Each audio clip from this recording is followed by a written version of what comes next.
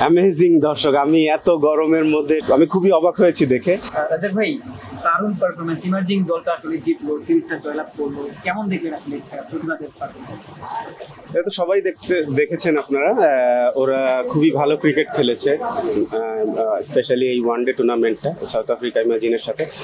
এবং ফার্স্ট ম্যাচে ওরা 300 চেস করেছে, যদিও সেকেন্ড ম্যাচটা ওটাও আমাদের অলমোস্ট হাতেই ছিল, বাট আনফর্চুনেটলি মিস হয়ে গিয়েছে। বাট এই ম্যাচে কিন্তু ওরা খুব সুন্দরভাবে ফাইট ব্যাক করেছে এবং উইকেটটা একটু ডিফারেন্ট টাইপের উইকেট ছিল, বাট ওরা দে অ্যাডজাস্ট ওয়েল, ওরা কিন্তু খুব সুন্দরভাবে অ্যাডজাস্ট করেছে এবং তার ফলাফল আমরা আসলে দেখেছি যে আমাদের সিরিজ উইন হয়েছে আর কি।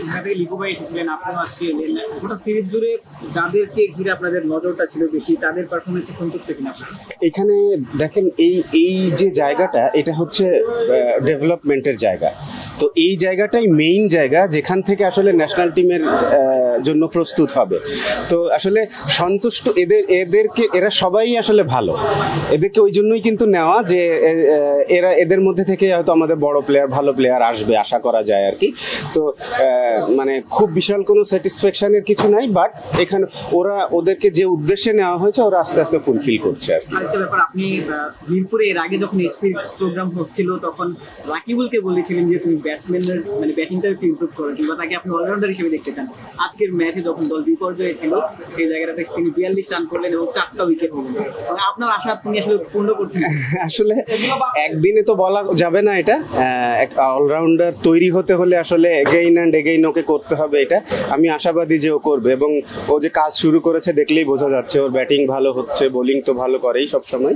তো ও আসলে আমি মনে করি যে খুব অল্প সময়ের মধ্যে একজন ভালো অলরাউন্ডার হওয়ার খুব ভালো চান্স আছে, ও যদি প্রপার ইউটিলাইজ করে ওর টাইমটা। একটা রিলেটেড প্রশ্ন করতে চাই, লম্বা সময় ধরে আসলে এইচপি প্রোগ্রামে সে রয়েছে 19 বিশ্বকাপটা জেতার পর থেকে। এই মুহূর্তে মানে ন্যাশনাল টিমের একজন ওই অলরাউন্ডারের অভাব আমরা দেখতে পাচ্ছি। ক্যাপ্টেন কোচ বলছিলেন ইউএতে যাওয়ার আগে যে এখনো সাউদিনে বলছিলেন যে অলরাউন্ডারের জায়গাটা একটু ফাঁকা রয়েছে।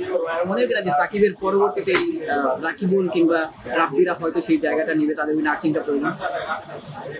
দেখেন আসলে জায়গা তো আছেই, অলরাউন্ডারের জায়গা আসলেই ফাঁকা এখন ন্যাশনাল টিমের জন্য, এবং সেটা আসলে ওদেরই মেইন কাজ। এটা আমার কাজ না যে আমি বলে দিলাম মুখ দিয়ে হয়ে যাবে না, ওদের কাজ। ওরা প্রুভ করতে থাকবে, তাহলে অটোমেটিক্যালি ওরা চলে আসবে, এবং ওদেরকে অপরচুনিটি প্রোভাইড করা আমাদের দায়িত্ব। আমরা সেটা চেষ্টা করছি যে যত বেশি সম্ভব ওদেরকে দেওয়া যায়, অপরচুনিটি দেওয়া যায়, এবং ওরা যেন এটা ইউটিলাইজ করে।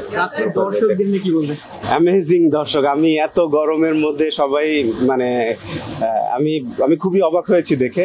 যে ফার্স্টে আমি যখন সকালে এসেছি খুব বেশি ছিল, বাট তারপরে যে আসা শুরু করেছে, এবং স্পেশালি লাঞ্চের পরে তো পুরা অলমোস্ট মানে 3 ভাগে 2 ভাগ প্যাক হয়েছিল।